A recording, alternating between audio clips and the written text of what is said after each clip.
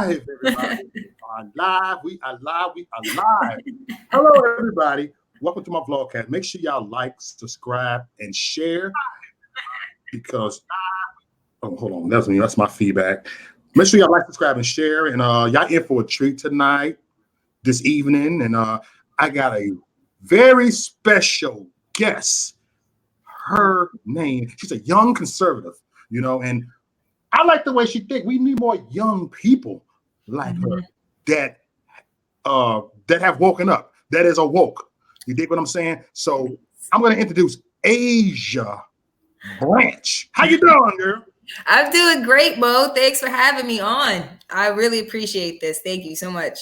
Anytime. Thank you for coming on. Thank you, man. And, I was looking at you. I'm looking at your page and stuff, and I love your spirit. And I want you to just tell everybody about yourself. All right. Well, as you guys know, my name is Asia Branch. I hope some of you guys know me. If you don't, look me up. So a few years ago, back in 2016, a little thing called the presidential election was happening. And I was not far leftist because I wasn't going out wilding out, but I was a liberal and I did not like Donald Trump just because of the way he spoke about women. I believe that he was a racist because of his comments.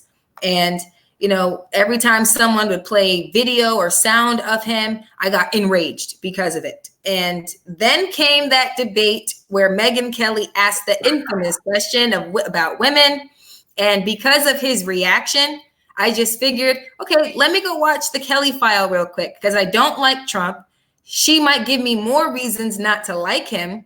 And then when I started watching, she was giving me more reasons why I shouldn't like the Democrat Party and Hillary Clinton. And so after that, I started doing my own little studying and figuring out, okay, what is it about Hillary Clinton? I also started watching Judge Jeanine because I loved her on her own show, Judge Hero. So I started watching her show Justice. And she did this open where she said that Hillary Clinton had committed crimes in the 20th century. So I had to research that. And before you knew it, I decided I wasn't going to vote in the 2016 election because I didn't like either candidate. I was one of those millennials, the one that stayed home because I didn't like either one. And then came election night. Now, I knew I wasn't voting, but I knew I was going to see who was going to be the next president of the United States. And by the end of the night, it had been announced that Trump won. Okay. So I went on Facebook Live and I said, okay, America, this is it. You made a decision. We need to come together now, accept the results, and pray to Trump's best angels that he doesn't blow up the planet. Because again, I was liberal. So it was like, pray to God and pray to his angels that he doesn't destroy our country. And all the feedback that I got from my friends and family on Facebook, they were so vile and cruel and just really vulgar. And I don't really like vulgarity. I really don't. So when I was getting that feedback, I was kind of shocked because all I did was talk about how we need to unite, come together as a country. Yes. And then, over time, I just started really remembering how I was raised, my values as far as God, family, and country, right? Because I stood up in classroom, doing the Pledge of Allegiance. I learned the true history of America and the values that go with it. And then I came across Tomi Lahren, who I related to because of her age, not so much, anything else. She's white, I'm Black. And me and my sister, my twin sister, I was telling you about, we decided that we wanted to write like a play or whatever of like a Black version of Tomi Lahren. Fast forward a week later, I met Candace Owens and I realized I had been red pilled long before her red pill show even started. Right? It was just realizing how I was raised. Amazing. And then came July of 2017. Or was it July of 2018? I want to say it was July of 2018 or 17. I started doing more of these videos. Whenever the NFL Take a Knee protest started, that's when I started doing my videos because I wanted feedback. I wanted to know what people thought. And all of my family kept saying, damn well, this isn't about the military. You're being a bigot. You're being a racist. I'm like, what? I'm a Black woman who's asking a question. What do you mean? How am I racist? Right. After that, I did a video and that was it for me. I was just a outright conservative. I was doing my videos. I didn't care what anybody thought, not even my family, including my brother, who is an oxymoron, a walking, talking oxymoron, because he's a capitalist who says he's an anarchist. He's weird. Yeah, you told me that earlier. Wow. The stuff that we see with people, it's like, wow. Yeah, I saw a caller. I'm like, I love you to death, bro, but you are a walking, talking oxymoron. Hey, I got quite a few of those in my family, Yeah. Gotta love them, though. Gotta love them. Gotta love them. If we weren't family, I won't say that to them, though.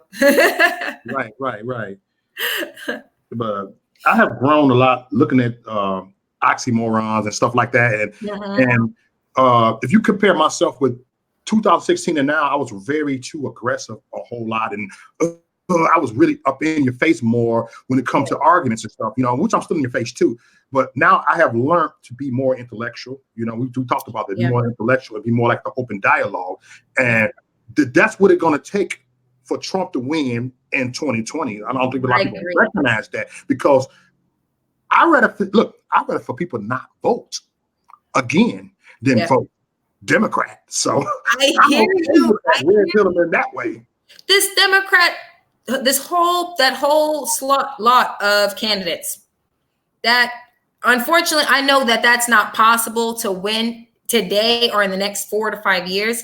But if people my age don't start waking up, or we don't get a lot more people in Black America to wake up, AOC could be president in 30 years. She's young. She's only 30. You give her 30 more years when she's 60. Yeah, she could be the president, because my generation and a lot of people in Black America, they don't know. So arguing with them, it's not going to be the best way to kind of get them to see it from your perspective. You have to talk with them, get them to understand where you're coming from, and then talk where they're at. That's what I've noticed. I've kind of practiced the way I speak on my episodes on the clients that I work with at my job. Yeah. And they actually listen when you talk to them where they're at. So I figured if it works with clients, let me try it with the rest of Black America by doing my episodes. And let me not talk at you or talk down to you, but let me talk to you on a level that I know you understand, which is really their pocket. You are very intelligent. I like what you just said. You said talk to them where they at. And like I'm on feedback on what you just said, where they at. I always talking about, I want to see people's point. It's similar what you just said. Yeah. I'm saying what you just said, because when you debate with people, because I say this every night on my videos, I said I want to see people's point. Like, okay, I disagree with you, but I see your point. So let's talk about the point right here. Okay. Look, I disagree with a little bit with that Trump's.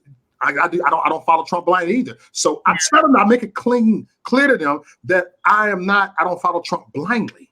I'm not gonna be all like, oh, he does nothing wrong. Like Ukraine situation with him, when it first got out about the whole quid pro quo thing and Donald Trump, I was really honestly, Mo, I was like, oh, dang, Trump, why'd you go and do that? You probably said something, and now Yeah. That's how I was. Then I read the transcript, and I'm like, okay, there's nothing here, because I don't do it blindly. The same thing with collusion. At first, I didn't know that it wasn't a crime to collude with another nation. I thought, that was illegal. So when they were accusing him of it, though I supported him, it was like, oh man, Trump, they're going to get you on this because this is illegal. And then you find out that collusion isn't a crime. Then you realize that all of the stuff in the Mueller report is hogwash.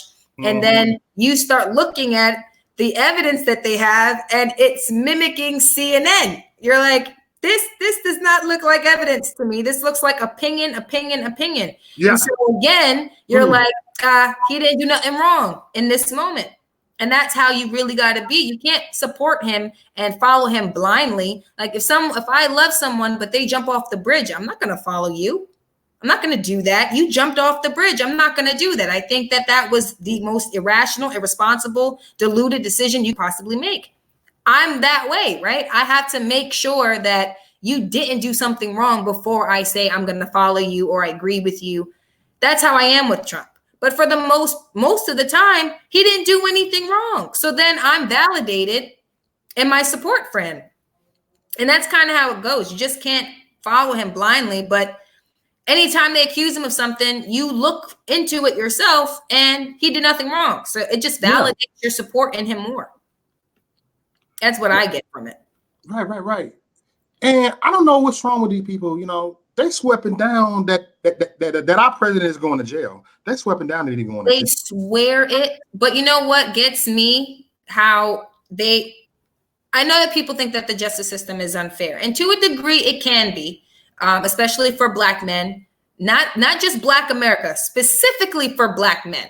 Because it's a whole different caliber for Black men than it is for Black women. It's a lot worse for Black men. I understand that. But for people who say that the system is rigged and it's unjust and we don't trust it, why are you so keen in putting all of your trust in a system that you believe to be rigged, that you believe to be corrupt? Did it ever occur to you that the very thing that you think is against you is also against him? They don't think that way. No, they don't. A lot of people don't think that way. And that's part of the problem, because you're trying to send a man to prison for something that he is not guilty of. That's not fair.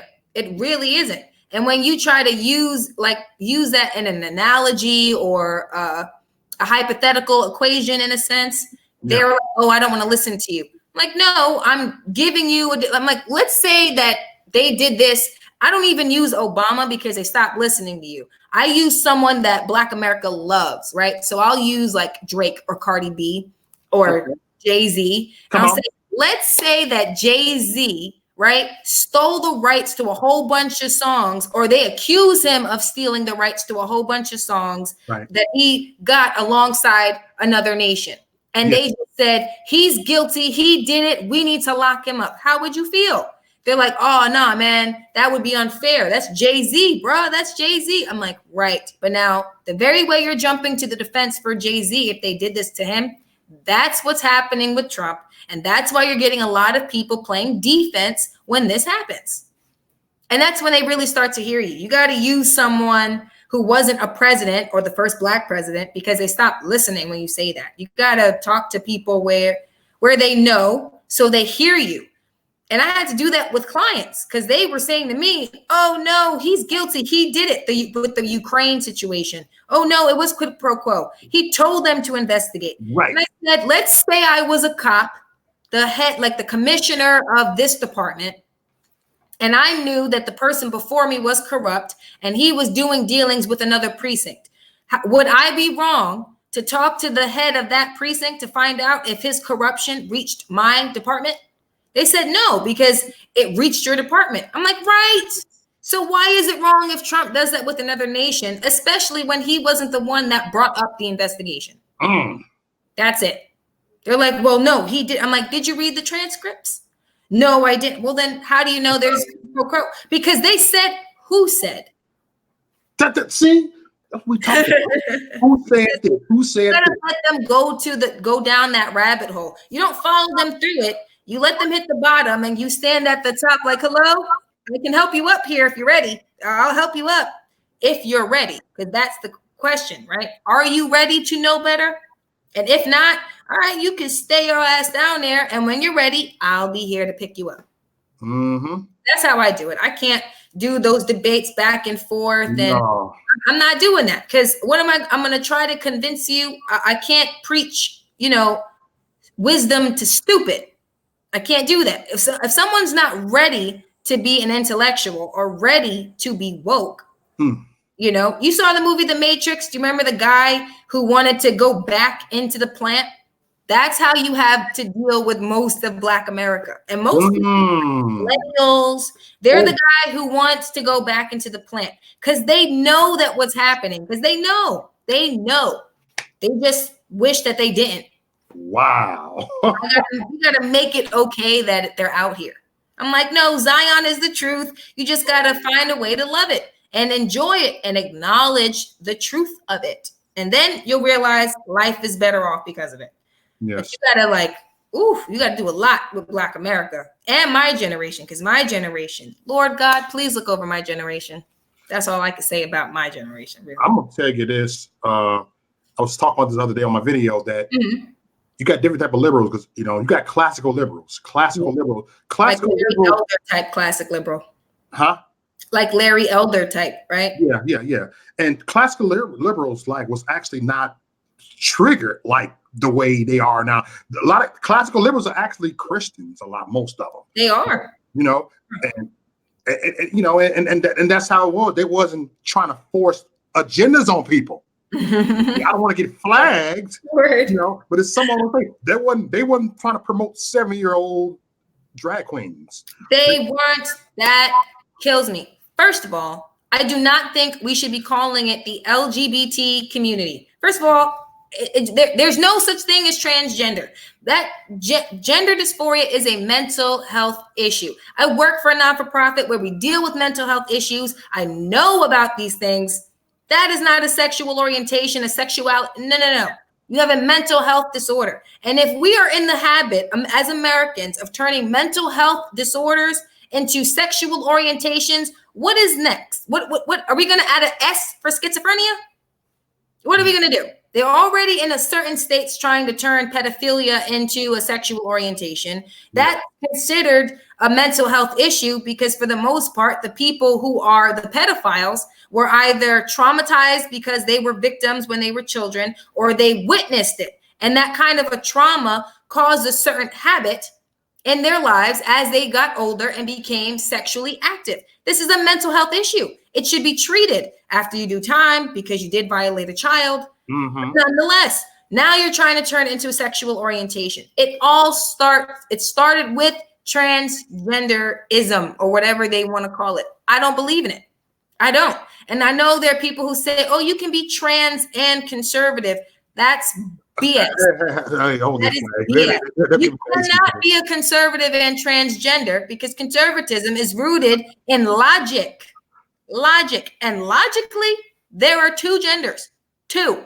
So you can't be a transgender and say, oh, no, but I'm a different gender. I'm not a man. I'm not a woman, but I'm conservative. No, you might vote Republican, but you're not conservative because your ideology is not rooted in logic. It's rooted in your emotions and your feelings and your mental health issue. And now you have a whole bunch of grown asses promoting children dressing up in drag and then bringing them into strip clubs. This is a child, for crying out loud. I don't care if this kid thinks he's a girl.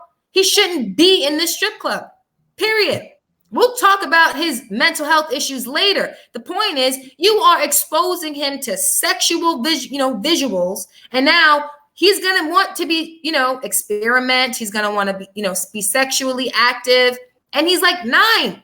You're 9, and that's part of the problem. A lot of kids today are just going around having sex at ages 10, 11, and 12. When I was 11, boys still had cooties. That makes no sense to me. Why are they having sex younger and younger? Because we teach that to them. Yeah. That's what happens. And I'm all for, this is America. The government said that, lesbians and homosexual couples can get married. Hoorah. That is good for you. But if you are the lesbian or the gay man that I see in that show, The L Word, then what the hell was fighting for marriage? So why was it so important to you? Because if you are as trifling as those women that I saw and that I see in that show, then what was the point? What was it? There was none. You just said because the straight people have it, we want it, but you don't respect the institution of it. You don't respect the union of it. So why did you want it? Just so you can say that you have it. That's it. There was no point to it. When you find a gay man or a gay woman who values it, you're shocked because you're like, that's not how they depict you at all.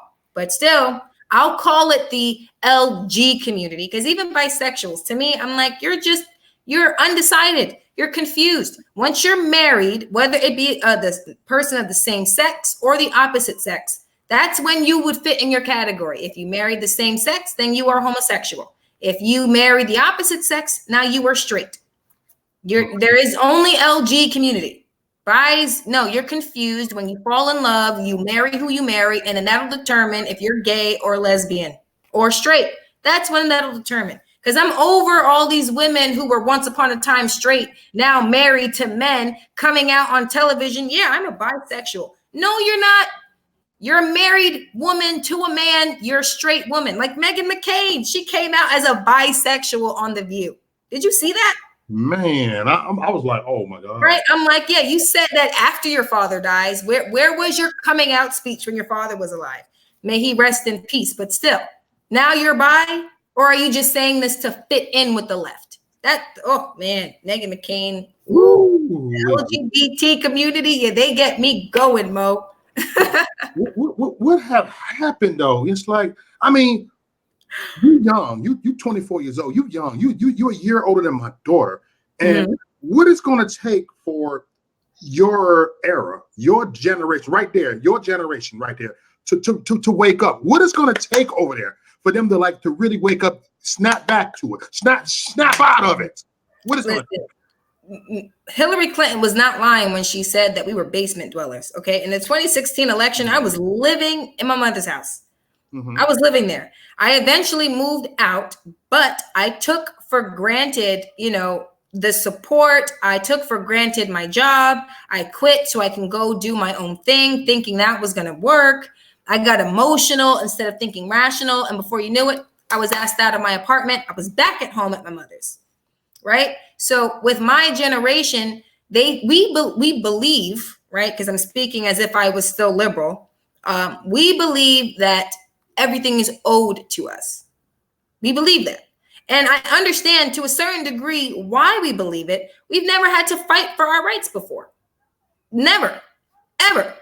Me, as a young Black woman living in America, I've never had any issues with the police. I've never had any issues with, the government or the white man or men being misogynistic to me in the workplace. I never had any of those issues, right?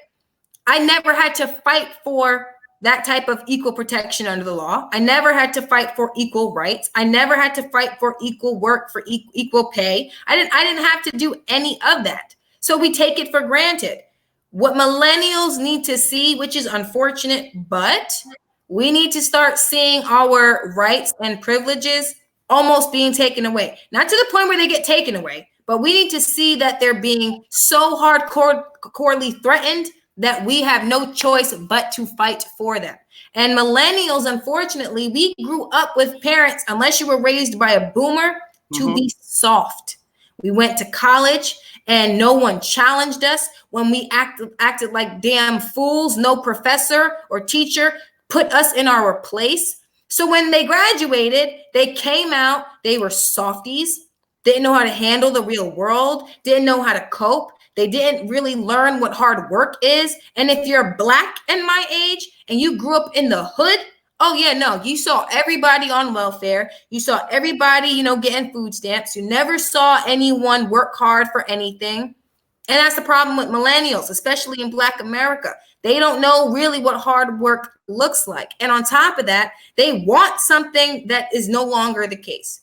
America is not what it was in the 60s, right? The value of things have gone up. The value of a luxurious life that we say we want has gone up. And so it's not just about working hard.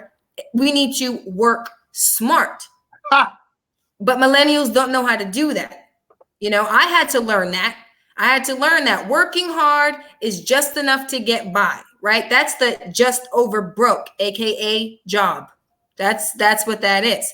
But if I want, the house that I want, if I want the family that I want, then I need to work smart. I can't just work hard, because working hard, it'll get me my $15 an hour. It might get me $17 an hour for overtime. But if I want these luxuries that Hollywood says I must have, then I have to be smarter about my money, my actions. I need to be smarter about it. No one's taught my generation how to be smarter with their finances. No one's taught them that. But no, you send them to college to come out radically liberal. That's what happens. My generation, we need to be taught all over again, differently. And it needs to be, the class needs to be taught by, baby boomers. Because baby boomers, they don't play. I was raised by a baby boomer. My mother was so old school and so hardcore. She was not gonna, raise no dummies. I had to respect my elders and myself. I had to work hard and learn to work smart. She taught me all of those things. Those are just values, and then my own ideas and my own creativity and my own ambitious spirit, right? That by itself has allowed me to, you know, create things like write books, right? Me and my sister want to make movies and superhero series and things of that nature, but I have to be smart about it. Yeah. Millennials need to learn what it means to be self-sufficient. They need to learn what it means to work smart. They need to know about investments. They need to know all of these things. You need to know working a regular job is not going to cut it if what you want is what Hollywood says you need to have. And that's a whole other issue for a whole other conversation, Mo. When I talk to these young millennials, when I talk to these young people, right, I be going to college and stuff. Like before I do speaking engagements, I actually talk to them, you know, they be like in 19, 20, 21. And then I ask them, why you don't like Trump? Because he's racist. Why? Because he's racist. And they really don't have no type of facts, no type of answer. And then I ain't gonna lie, I look at like, man, this is just too easy. Yeah. This is too easy. Like you know, let me tell you, fortunately, I am a part of a generation that are teddy bears. They are teddy bears. You know, they are little cupcakes, right? Who don't know how to deal with whether it's constructive criticism or just insults. When we hear even constructive criticism, millennials hear a whole bunch, you know, like they're being cussed out, but it's constructive, right? We're not insulting you. We're not saying, oh, F you and your mama. No, we're telling you how you can be better. But because they were raised with either helicopter parents, they were coddled, they were spoiled, and they were told that your feelings are important and you should stand by them, not think rational, not sticks and stones may break my bones, but words will never hurt me. Not you'll have to work with people who you don't like sometimes. Nah, they weren't learning that. They were learning you must stick by your feelings, make decisions in your feelings. Do that, and you'll have everything you want. Now we live in a world where you're going to be fined for cussing in Baltimore. Is it Baltimore or is it Boston? I want to say it's Baltimore. So not only are you going to fine or have me arrested for cussing in one state, but you're going to fine or have me arrested for calling an illegal alien illegal in another. I can't insult you because if you're offended, call the police. Call the police because your feelings are hurt. Are you kidding me? I want you to, like, that's the dumbest thing I've ever heard. Because I hurt your feelings, you're calling the cops on me. Your feelings are irrelevant. If I hire you and you made a mess of whatever position I gave you, if I cuss you out, no, it's because you messed up big time and didn't take the constructive criticism as I gave it to you nicely the first time. Don't get mad when I'm cussing you out now. Oh, no, I got to call the cops. Yeah, my boss, she called me a B word. She said I was a dumb A or something like that. Listen, if I call you a dumbass bitch, it's because you didn't do your job correctly. When the first time I came to you, I told you in a nice way to do your job and how to do it properly. Because we had that situation at my job.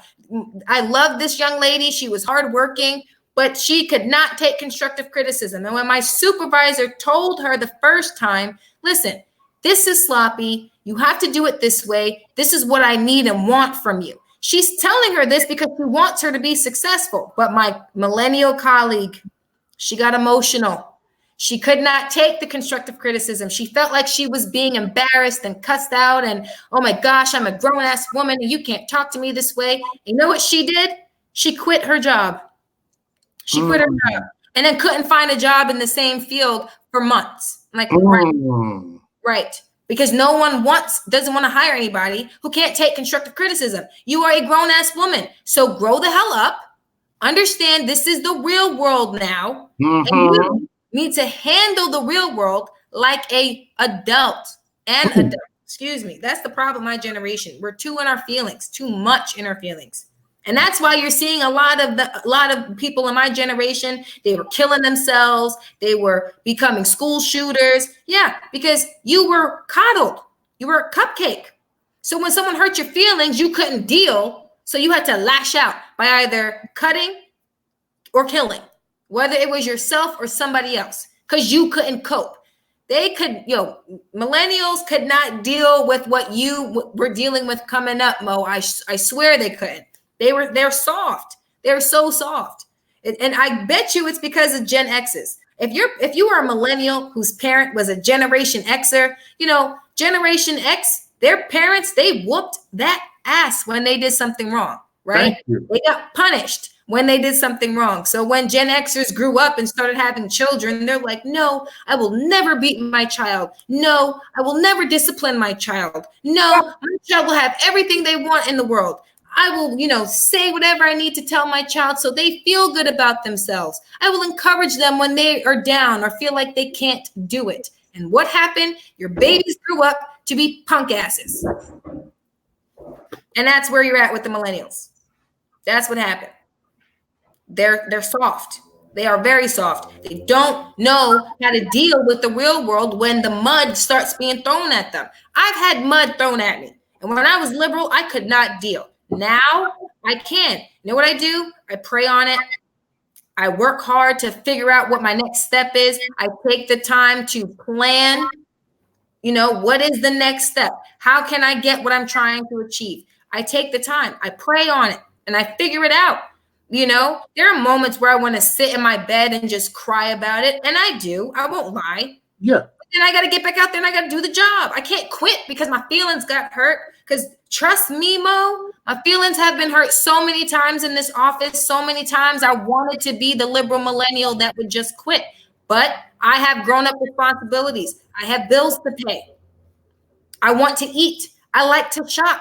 I used to like going to the movies. I used to like going to Broadway shows. But if I want those, then I got to work for it. My mother is not paying for me anymore. Grow up, millennials. That's all I got to say about that. Yeah.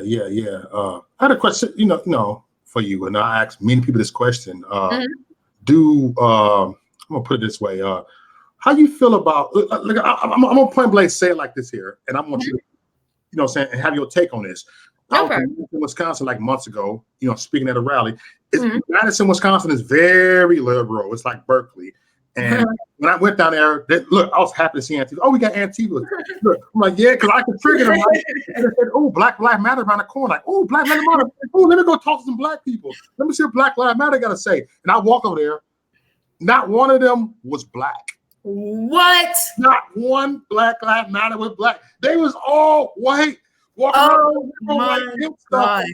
Black Lives Matter. I said, hold on, ain't no black people. White supremacists. I said, just hold on, I'm black.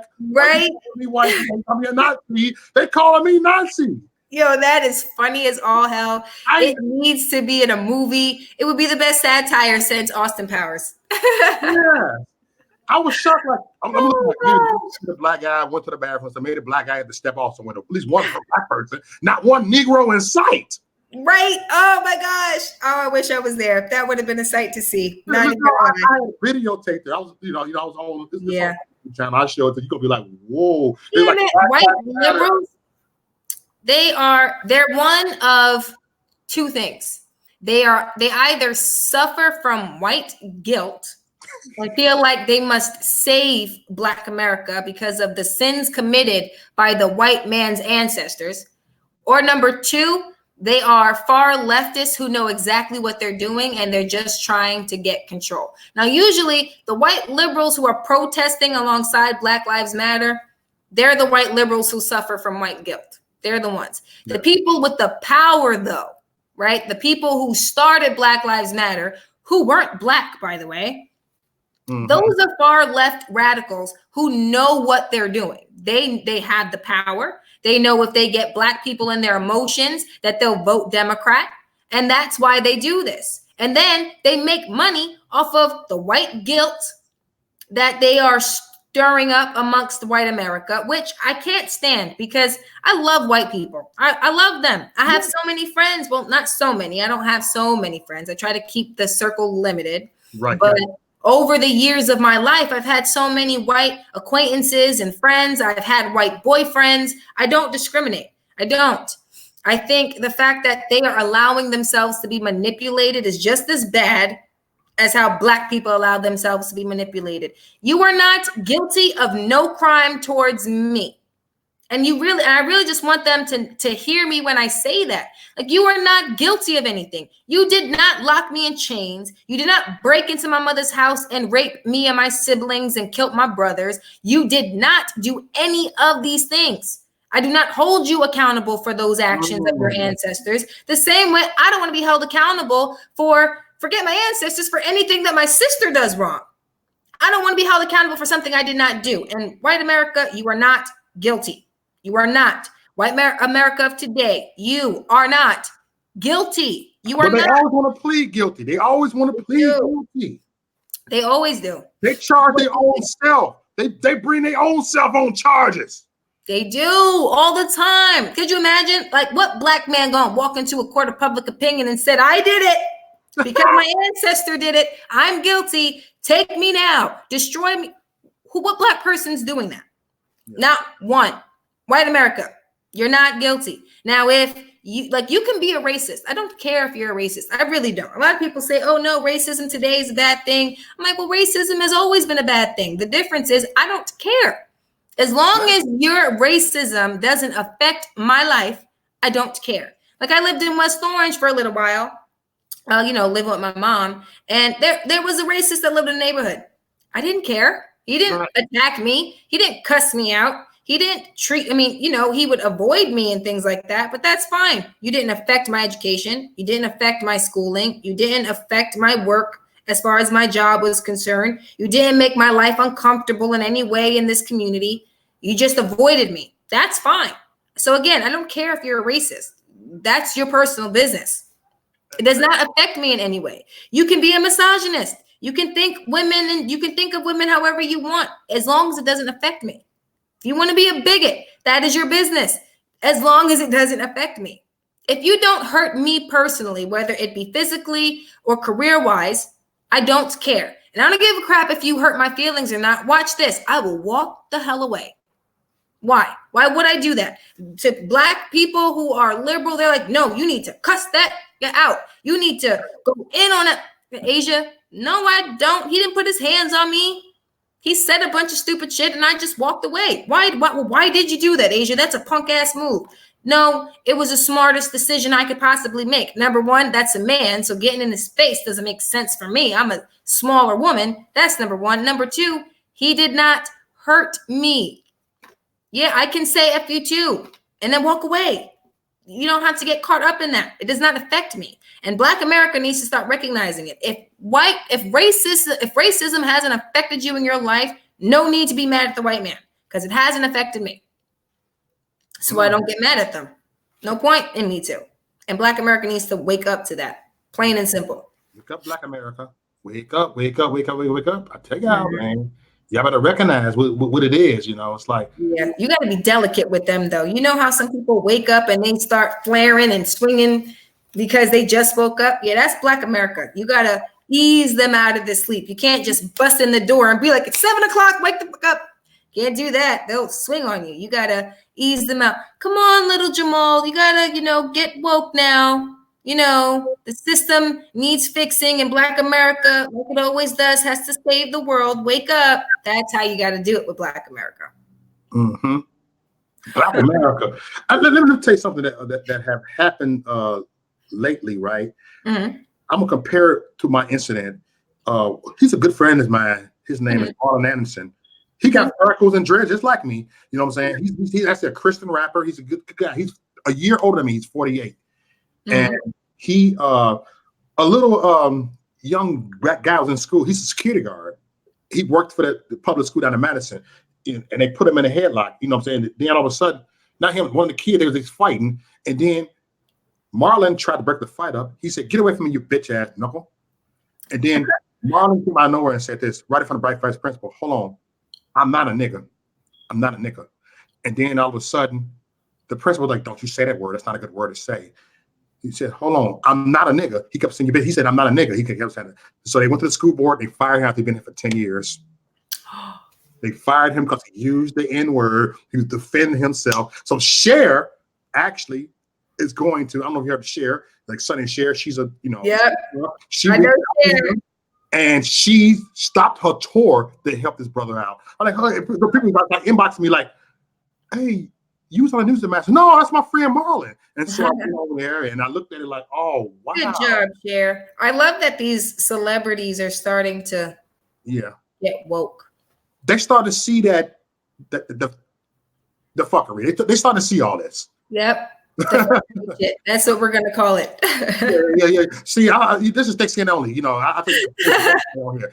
You know. Yeah, I try my hardest to be reserved in my cussing, because when I'm not doing these videos, I cuss like a truck driver. But it's not ladylike, so I try to be. It's ladylike. It's real. Yeah, see, people call me Oreo all the time, but I'm like, what makes me an Oreo, huh? Because I'm an intellectual, because I speak proper, because I'm not ghetto. I don't understand. How does that make me an Oreo? My daughter's 23. They said it to her, you know, because she's like, oh, you talk white, you this, because she's like that. And like shut up. Because I grew up in a hood, as you can tell my voice. Then as I raised my daughter, I actually kept her away from that type of environment. Yeah, it's that mentality. It's that mentality. Like, I grew up in the hood, but I was not allowed to be ghetto. My mother would not allow it. Period. She was not raising no ratchet ass, no stupid ass, and no trifling ass girls. She wasn't. So they hold that nigga neck all day long like this. Yes, or that clapping thing. Oh, that right there. That. Oh my gosh. Could you be more ignorant and ghetto? And that's what kills me about looking at young women my age. I swear, because it's like, you're such a beautiful girl. Like, I was on the bus the other day. I want to say it was like last week. And I was riding the bus with my sister. And we were on our way to this coffee shop that we go to in the morning. And we were riding the bus. And usually I would read a book. But because my sister was there, I figured, let's try to have a conversation. As we're talking, there's this young lady sitting across from me. She had to have been my age, maybe a year older. She was gorgeous. She was dark chocolate with the, cinnamon, like blonde, sandy blonde hair. Yeah. And I felt like she was just going to be this great woman. Someone calls her on the phone. She answers. And first thing out of her mouth is, what the fuck do you want? Look, understand something, my nigga, understand something. I'm quoting people, so I'm just, so it's not me talking, I'm quoting. She goes, understand something, my nigga. If I see anything if anything happens to me, understand, I will fuck you and your sisters up. And understand, I will call the cops or I will have somebody come get you. I'm like, yo, you're this beautiful young lady. Look what just came out of your mouth. Listen to what just came out of her mouth. She was just being so ignorant. She was just talking about how this man, who was the father of her child, because she called him baby daddy, she was saying how she would F up all of his sisters if anything happened to her. And if something happens to her, she gonna have him dealt with. Now, we all know what that means. It doesn't mean, oh, I'll call the cops first. Nah, I'm gonna try to have you taken out. And if that don't work, then I'll call the cops. And that's part of the problem. They think so violently, and they're so, like, I could not survive in the streets like that. I used to think that I have, a C average in street smarts. So enough to get through the hood, not enough to chill on the block. I can't, because I couldn't stay on the bus. Just being on the bus with that woman was so too much. I told my sister, nah, we got to get off. I can't. That was just a lot happening. I couldn't even do it. I can't. And that I live in the epicenter of hood mentality. So every day I'm hearing people constantly going back and forth with one another, cussing each other out. They're always fighting, always, coming after each other for dope. Yeah. Weed, whatever it is. And then before you know it, who gets called with a 2-minute response time because we're down the block from them? The cops. And they're here almost every other day, Mo, at my building. The cops, they're here almost every other day because someone in this building did something stupid ass. But now all I could say to myself is, why would you do something as irresponsible and as stupid as committing whatever crime you did 2 minutes away from the police station?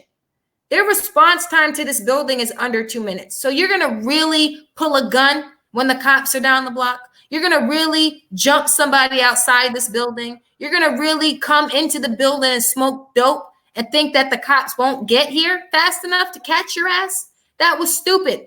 That was stupid. And I say that to people, not as I leave, but when I do my episodes. I'm like, you deliberately make the stupid decisions because you think it's what Black people are supposed to do. No. And that's how we're depicted in mainstream media. That's how we're depicted. And that's why I have such issue when people say, oh, the cops need training. Let me be clear. There is no kind of training that any cop can take that'll make them perfect to deal with the hood for two reasons. Number one, if you did not grow up in the area of which they want you to police and nobody knows you, and you grew up in, Brady Bunch country, you're going to be scared to come into the hood. But they send you in here anyway. Why? Because you know what you're doing? No. You watch Power. You watch Empire. You watch all of these movies and TV shows where Black people are always thugs and violent and we act like animals. So why wouldn't you be scared going into the hood? That's how we're depicted. That's exactly how we're depicted. There is no training that's going to undo the imagery that you have of Black people. So sending the fear mentality of a white man raised in the suburbs into the hood, and they think we're monsters because that's how we're depicted. So when they go in there, they're not going in there with racist intent. They're scared out of their minds. That's why their first instinct is to pull the gun, because how are we depicted in movies and television shows? We're depicted as monsters, women, we're trifling, we're thoughts, we're all these extra things. We're never ladies. We're never lawyers or doctors. We're never just people working, trying to get by. We're not a community. We are not the Cosbys.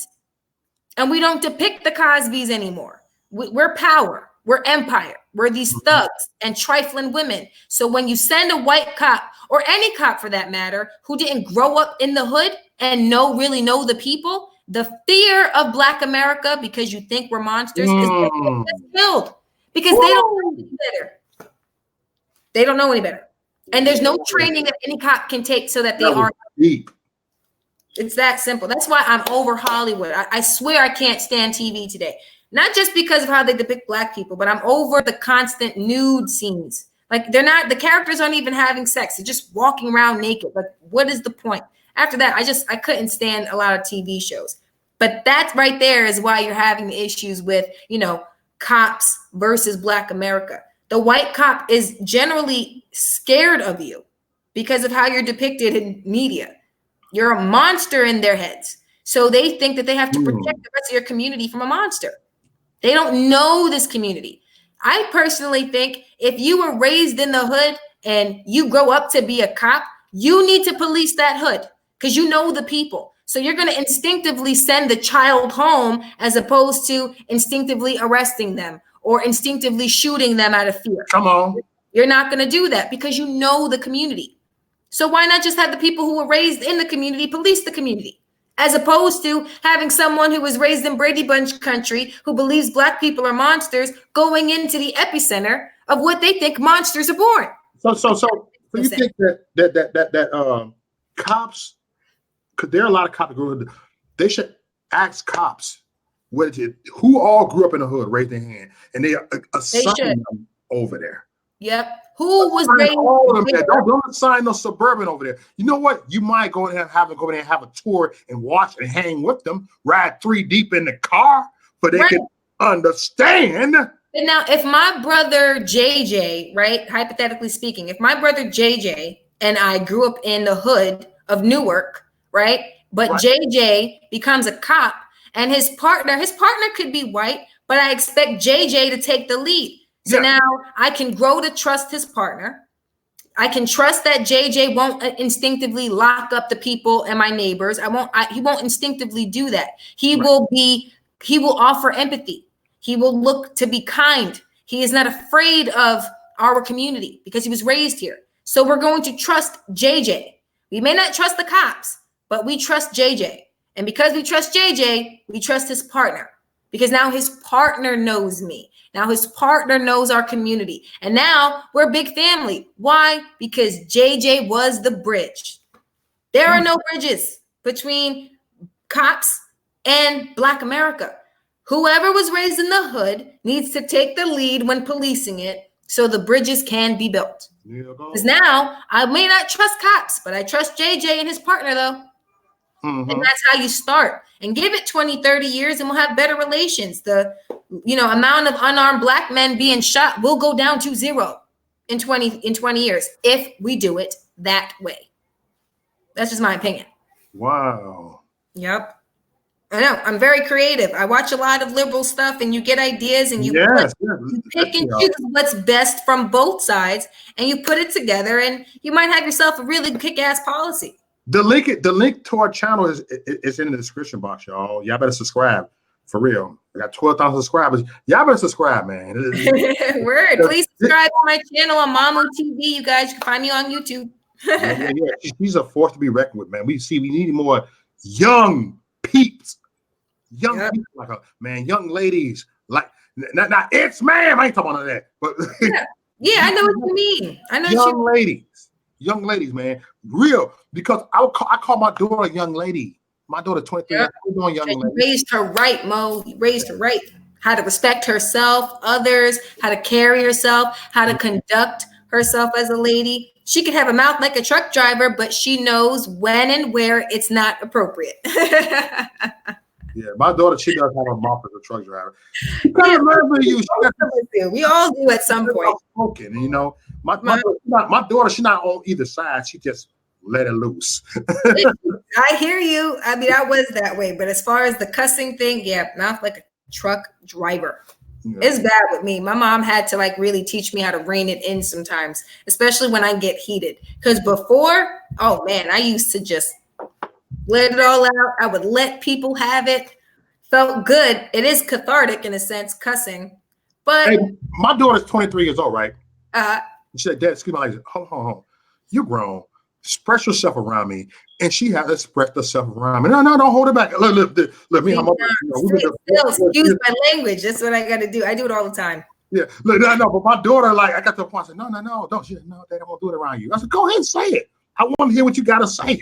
And then she like start being comfortable, like, all right, and like whatever. I said, express yourself around me.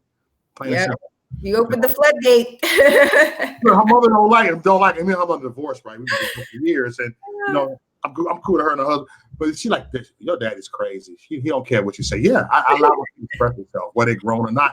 I said, you grown, you can cuss now. I'll tell them. Yeah, I can't even do that. Even in front of my father, he's Panamanian, so he's very old school. Cussing in front of him, I've never cussed before when I'm in front of my father. Oh, okay. My mom, when it slips, I apologize. Sorry. Oh yeah, when it slips, it's different. My daughter always slipping around me. It slips. Yeah, it slips. But with my mom, like a few weeks ago, she was having issues with her health because of how stressed out she was getting. Yeah. And my sister, my comedian sister, her name is Tessa Moan. You can find her stuff on YouTube. She came up with a saying. It was like a new woo-saw saying. She's like, anything that gets on your nerves, that just irks you, she said, chuck it in the fuck it bucket. That's what she says. That's her line. Chuck it in the bucket. Yes. And I had to tell that to my mom so she would stop stressing out. So I'm like, Ma, excuse my language. Yeah. You know, I'm quoting, but excuse my language. But I understand everything that's pissing you off or stressing you out. Chuck it in the fuck it bucket. She busted out laughing. And now anytime she gets stressed out, every so often she'll say, chuck it in the fuck it bucket. I'm like, I did my job. Yep. So you have to let them know, like, hey, because I'm talking about cuss words anyway. You know what I'm saying? I know cuss words are only bad here in America. Right? Because Baltimore, they want to fine you or arrest you for cussing. No. See, now that makes me want to cuss even more. Like, I know, mind my manners, watch my mouth, but in the state of Baltimore, I don't even care. I will let every bird that can fly just because you're telling me I can't. And that's generally what happens. I mean, it's like with women, right? Like when we were growing up as teenage girls, when your parents said you can't date this boy ever again, what do your daughters go do? They go and date the boy behind your back. Yes. So when you tell me I can't curse, what do you think I'm going to do? Yeah, I'm going to go tell you to go shove that shit right up your fucking asshole because I don't give two shits about your feelings. Oh, snap. But that's just because you told me I can't cuss. When I am free to say what I want, I mind my manners. I watch my mouth. I try not to cuss in front of my elders. I'm free to do it around my siblings. When it slips, when I'm with my mother, I apologize. But if and when I go to Baltimore, oh, Mo, every bird that can fly will. Trust me, it will. Every bird that will fly. Wow. Yep. I'm glad you mentioned that because I don't like the P word and I don't like the C word. Those are too vulgar for me. But everything else, yeah, fair game. Fair game. But that's a First Amendment thing. You tell me I can't say what I want, I'm going to say everything. You know? I think the C word. I think the C word is why white women get mad at.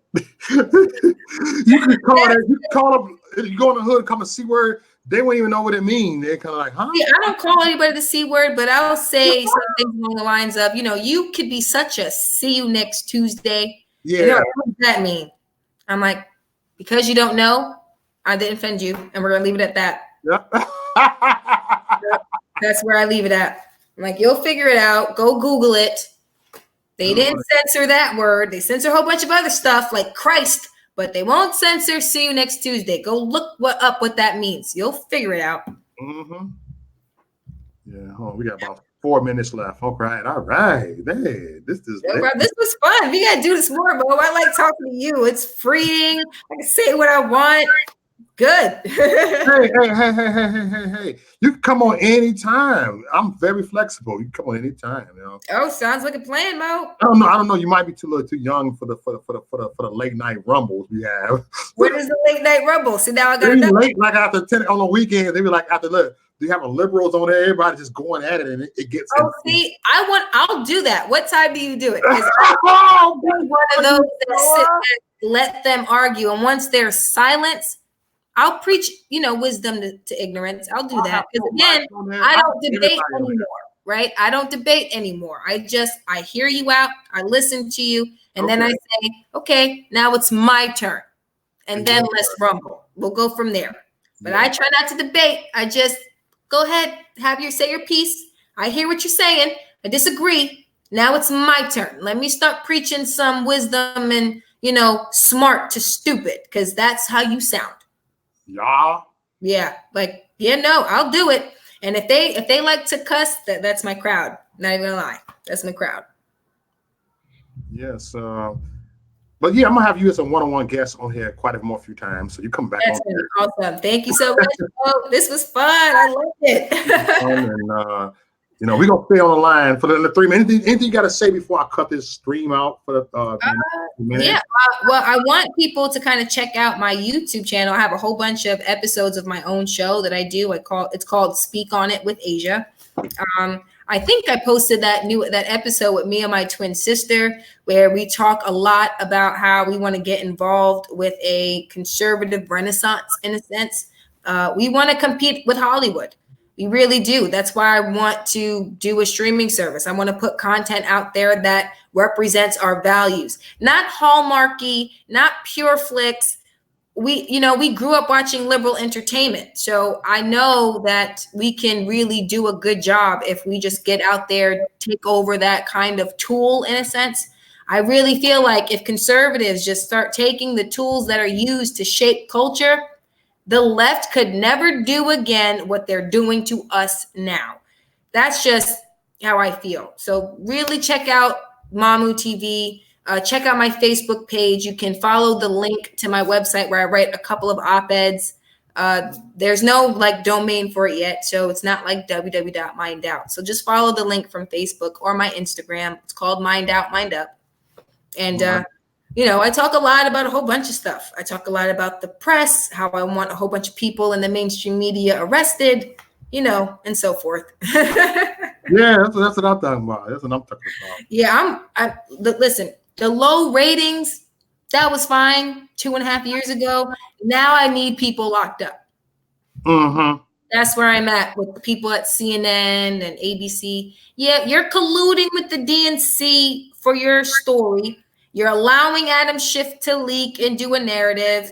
Yeah, no, I want you locked up. Not because you're trying to tell the truth, but because you're deliberately lying to the American people. I want them to go to jail. But I talk a lot about that on my episode called No More Real Journalism. That was one of my favorites because I went in on them. Wow. All right, let's see. You got on your YouTube channel? You got on your YouTube channel? Yes, I do. It's called Mamu TV. Hold on, maybe I'll screen share it real quick. Hold on, let me go to your YouTube channel. Oh, awesome.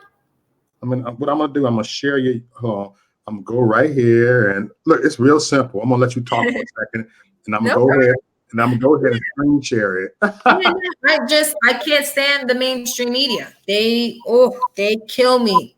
They really do. The low ratings was fine and exciting all those years ago, 2.5 years ago. But now, no, y'all need to start going to jail because your job as a journalist is to tell the American people who the threat is. But if you are working with the very threat of the nation, then how are you doing your job for the American people? You're not. You're colluding with the people who are hurting our democracy, and you're making it worse. You need to go to jail. Which video is it? I'm here right here. Which video? It's called No More Real Journalism. I'm pretty sure I uploaded it to the to my YouTube page. I'm looking for it right now. Yeah. More speak on it. I only see a few videos. Speak on the fake Christians, Brexit, baby. Oh, it's not on there? Hold on. It says, I'm over the view. Speak on it. No Real Journalism. It's on the YouTube page, Mamu TV. Hold on. Speak. It said passionate. It said, what a day. No More Real Journalists right there. Yep, that's the one. That is the one. What do I go in on? What number? Well, that whole thing was about the journalists. That whole thing. So I would just tell your viewers to just kind of watch the whole thing or try to get through as much as they can, because no matter where you started at, I'm going in. You're going in. That's what I'm talking about. No matter where you started at. Because I was talking about how people were covering the Hunter Biden story and how they keep making the issue about Trump. I talked about the women at The View and how they were just completely dodging the fact that Hunter was the subject matter and not Donald Trump. I was talking about how a lot of the journalists were covering a lot of the issues that we're seeing as far as these Trump rallies are concerned. No one covering Ilhan Omar being there. What? No one covering that? That was crazy. Yep, that's it right there. No one covered Ilhan Omar outside of that MAGA rally. No one covered them. Not one person covered Ilhan Omar being outside of that MAGA rally. Not one journalist is actually investigating Hunter Biden. Not one journalist in the mainstream media is demanding transparency from Adam Schiff. No journalist is doing their job. But if you don't want to do it, then why are you a journalist? Your job is to tell us what the threat is. But if you don't do that, how is America supposed to be aware of the problem? How is America supposed to be, to deal or cope with the problem if you're in bed with them? Yeah, you should be fired. And if we find that everything that they're doing is causing riots or causing violence, I want broadcast licenses pulled. I want producers to be investigated. I want so much to happen. And then I found out that Donald Trump is suing CNN or some mainstream media. That I was so happy when I found that out. I was so happy because I'm like, okay, that's a start. But now I need an investigation. Sorry. Now I need one. This isn't about freedom of the press anymore. This is about getting out the people who are deliberately trying to destroy democracy and bring out the worst character of America and put us back in a civil war scenario. Those people need to go to jail. That's just how I feel. Yes. Oh, man. They had me heated. I know. Journalism today, that was heated. Hey, we got another YouTuber, Black Male Talking the House, y'all. Another great man. Everybody's scratching me. He's been doing a thing. Big up to you, bro. You might want to link up Asia on your channel, man. Yeah, yes, definitely. You might want to be up here. You're gonna have loads of fun. You're gonna have loads of fun. I promise it. yeah. On your panel, I can make that happen, man. Let's do that. Yep. Oh man, this was so much fun. I enjoyed myself. I appreciate it. Okay, you said enough. You got to say, hey, y'all, we about to head out of here, and she will be back on here again. Yes, I will, folks. I definitely will. This is great. She's young. She's 24 years old, and she's woke. Yes, I am. She's woke. Yep. But yeah, in my Kanye voice, I like the way she thinks. That was so great. Did you hear? I love that not only did he become a more open Christian, I can't wait to hear what his gospel rap sounds like. I mean, I don't really like hip hop. I'm a jazz girl, jazz, old school, like Sarah Vaughan, Sammy Davis Jr., Nat King Cole. That's my style. Hip hop, I only like really 90s hip hop. Like I just got in touch with Lady of Rage, so Afro Puffs is my shit right now. That's my song right now. But modern hip hop, not so much. I wasn't a big fan of Kanye's music, but I do like gospel hip hop. I do like gospel rap. I want to see what Kanye does with that. I like Lecrae, The Truth, and all that. I like Lecrae. I can't remember the guy's name who did that song, You Can't Stop Me. I want to use that for my open for Speak On. Not even gonna front. It's so good. It's so dope. My daughter used to be a Christian rapper. I used to have a rapper in church. She was flowing and stuff out there at John. What? You spit fire like that? Yeah, my daughter was 10 years old spitting. Like, they're like, oh, it's right around, and she just spit those like. Oh man!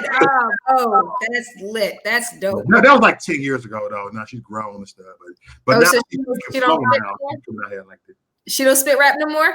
He does. I be in her studio. I support her. You know. Lit. Congratulations. Tell her to work hard. Don't let nobody tell her she ain't good at it either. Right. Not tell her that. You know. See, I only tell her like this.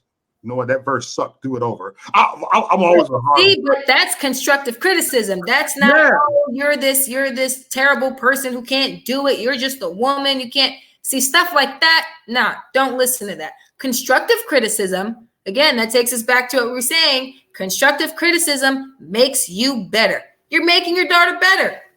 Who's going to be mad at you for that? We're going to be mad. I'm mad at you. All